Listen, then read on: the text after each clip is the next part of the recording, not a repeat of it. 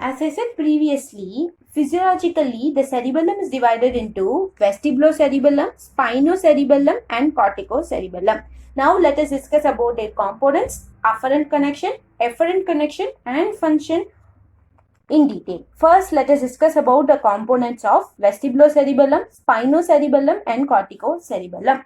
The components of vestibulocerebellum is nothing but the folliculonodular lobe. Vestibulofolliculo. Okay, try to remember like this. So the components of corticocerebellum is nothing but the radial portion of cerebral hemisphere. The components of spinocerebellum is nothing but the other part of the vermis forms the component of spinocerebellum, which are nothing but lingula, central lobe, culmen, lobulus simplex, declive, tuber, pyramid, ulva, parafolliculi, and the medial portion of cerebral hemisphere. Now let us discuss about the afferent and efferent connection of vestibulocerebellum in detail. The afferent connection is very easy. Vestibulocerebellum, vestibulocerebellar tract. Efferent connection, we have two important tract. So exactly the reverse of it, which is nothing but cerebellovestibular tract and fastigiobulbar tract. Okay. First, this vestibulocerebellar tract arises from the vestibular nucleus, which is situated at the pons and medulla. The fibers from this, that is the fibers which get arise from the vestibular nucleus, passes through the inferior cerebellar peduncle of the same site and reaches the cerebellar nucleus. Though cerebellar nucleus is nothing but nucleus, emboliform nucleus, fastigial nucleus, and globus nucleus. In order to remember that, you have to remember the mnemonic EFG. The fiber from this nucleus will reach the folliculonodular lobe. Okay, va? So, vestibular part of fibers is being arise from the vestibular nucleus. So, once it get arise, it passes through the inferior cerebellar peduncle and reaches the cerebellum nucleus. So, those nucleus are nothing but emboliform, fastigial, and globuses. So, the fiber from this cerebellum will reach the folliculonodular lobe. Now let us discuss about the cerebellovestibular tract in detail. So fibers of cerebellovestibular tract arise from the folliculonodular lobe, passes to the inferior cerebellar peduncle of the same site and terminate on the vestibular nucleus, which is situated in the brain stem. Okay va? So find the fiber enga poi mudiyudu folliculonodular lobe la. Efferent connection, efferent fibers enga aarambikkudu folliculonodular lobe la.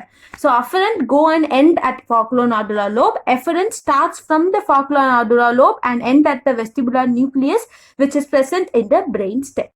Now let us discuss about the fastigiobulbar tract. So this fastigiobulbar tract, as the name suggests, it arises from the fastigial nucleus. This also passes through the inferior cerebellar peduncle of the same site and terminate on the vestibular nucleus and reticular formation in medulla oblongata. Okay, wow. So all these three are uncrossed fibers, uncrossed tract. All these three passes through the inferior cerebellar peduncle. So this arises from the fastigial nucleus. Arise from fastigial nucleus, passes through inferior cerebellar peduncle and terminate on the vestibular nucleus, which is situated at the medulla oblongata. And the function of this vestibulocerebellum is nothing but it regulates tone, posture, and equilibrium. Now let us discuss about the spinocerebellum in detail. So spinocerebellum, in order to remember the afferent connection of spinocerebellum, try to remember the mnemonic VCD pot. Here that V stands for ventral spinocerebellar tract, C stands for cuneo-cerebellar tract, D stands for dorsal spinocerebellar tract, P stands for pontocerebellar tract, O stands for olivocerebellar tract, and T stands for tectocerebellar tract, as well as the trigeminocerebellar tract. So these are the afferent connection of spinocerebellum. First, let us discuss about the dorsal spinocerebellar tract in detail. In order to remember the information about the dorsal spinocerebellar tract, try to remember the mnemonic ICU. Okay, in that C stands for Clark nucleus. The dorsal spinocerebellar tract arises from the Clark nucleus, which is present in the posterior horn of the spinal cord. U stands for uncrossed tract. Okay, and I stands for inferior cerebellar peduncle. So, dorsal spinocerebellar tract arises from the Clark nucleus, which is present at the posterior horn of spinal cord, passes to the inferior cerebellar peduncle of same side to reach the spinocerebellum. Okay, now let us discuss about the ventral spinocerebellar tract in detail. In order to remember the ventral spinocerebellar tract, try to remember the mnemonic MSC. In that, M stands for marginal nucleus, S stands for superior cerebellar peduncle, and C stands for crossed fibers. Okay, so ventral spinocerebellar tract arises from the marginal nucleus, passes through it crosses the midline, passes to the superior cerebellar peduncle to reach the spinocerebellum. So MSC stands for marginal nucleus, superior cerebellar peduncle, C is for crossed tract. C is cuneo-cerebellar tract, which is similar to the mnemonic ICU. It is arise from the accessory cuneiform nucleus, passes to the inferior cerebellar peduncle of same side to reach the spinocerebellum. Now let us discuss about the olivocerebellar tract in detail. To remember the information about olivocerebellar tract, try to remember the mnemonic IIC. Olivocerebellar tract. Here I stands for inferior olivary nucleus. Another I stands for inferior cerebellar peduncle. C stands for crossed tract. So olivocerebellar tract arises from inferior olivary nucleus, crosses the midline, passes to the inferior cerebellar peduncle of opposite side to reach the spinocerebellum. Okay. Now, in order to remember the information about the pontocerebellar tract, try to remember the mnemonic CM. Here, C stands for crossed tract, M stands for middle cerebellar peduncle. Okay. So, the pontocerebellar tract arises from the pontine nucleus, crosses the midline, passes to the middle cerebellar peduncle of opposite side to reach the spinocerebellum. Now let us discuss about the tectocerebellar tract. In order to remember the tectocerebellar tract, try to remember the mnemonic S. Okay, U is uncrossed tract and S stands for superior cerebellar peduncle. So this tectocerebellar tract arises from superior and inferior colliculi of tectum in midbrain, passes to the superior cerebellar peduncle of same side to reach the spinocerebellum. Trigeminocerebellar tract. In order to remember it, you have to remember the mnemonic same as. U stands for uncrossed fibers, S stands for superior cerebellar peduncle. So trigeminocerebellar tract arises from the mesencephalic nucleus of trigeminal nerve, passes to the superior cerebellar peduncle of same side to reach the spinocerebellum.